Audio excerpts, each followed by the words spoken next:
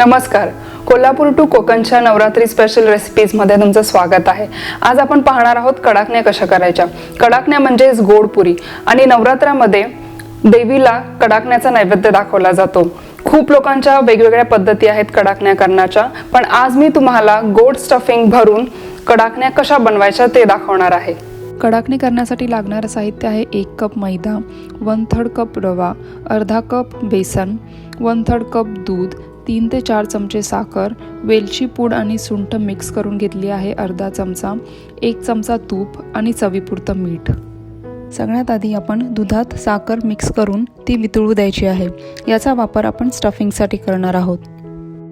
वरचं कवर बनवण्यासाठी मैदा आणि रवा एकत्र करून त्यामध्ये चवीपुरतं मीठ आणि अर्धा चमचा तेल टाकून हे पीठ व्यवस्थित मळून घ्यायचं.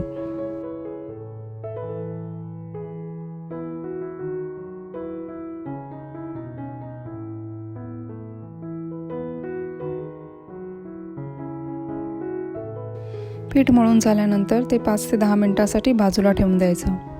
स्टफिंगसाठी 1 चमचा तूप घेऊन त्यात बेसन नीटसर भाजून घ्यायचं, जेणेकरून त्याचा कच्चेपणा निघून जाईल आणि खाताना त्याला वास येणार नाही.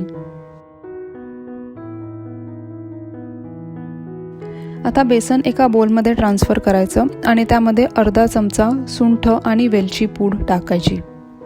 हे स्टफिंग मळताना आपण सुरुवातीला जे दूध साखर घालून ठेवलं होतं त्याचा वापर करायचा आहे. हे स्टफिंग मी जेवढं दूध सुरुवातीला घेतलं होतं त्यापेक्षा कमी दुधामध्ये मळून झालं आहे. तुम्हाला स्टफिंग जास्त गोड हवं असेल तर तुम्ही साखरेचं प्रमाण वाढवू शकता. आता अशा प्रकारे हा स्टफिंगचा छोटा गोळा घेऊन तो पिठामध्ये भरायचा. जर तुम्ही माझ्या चॅनलवर नवीन असाल तर माझ्या चॅनलला सबस्क्राईब करून बेल आयकॉनवर क्लिक करायला विसरू नका, जेणेकरून अशाच नवीन रेसिपीजचे नोटिफिकेशन्स तुम्हाला येत राहतील. आणि पुऱ्या एकसमान सगळीकडून लाटून घ्यायच्या. पुऱ्या जर सगळीकडून एकसमान अशा लाटल्या तर त्या व्यवस्थित फुलतातही.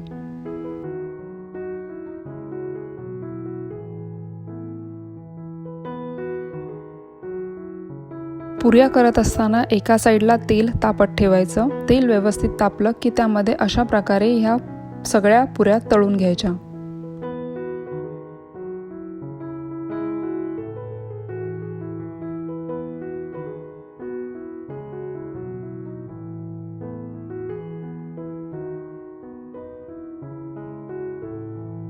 अशा ह्या गरम गरम कडाकणी देवीच्या नैवेद्यासाठी तयार आहेत. ही रेसिपी तुम्ही नक्की ट्राय करून बघा आणि तुमच्या प्रतिक्रिया कॉमेंट्सद्वारे कळवा.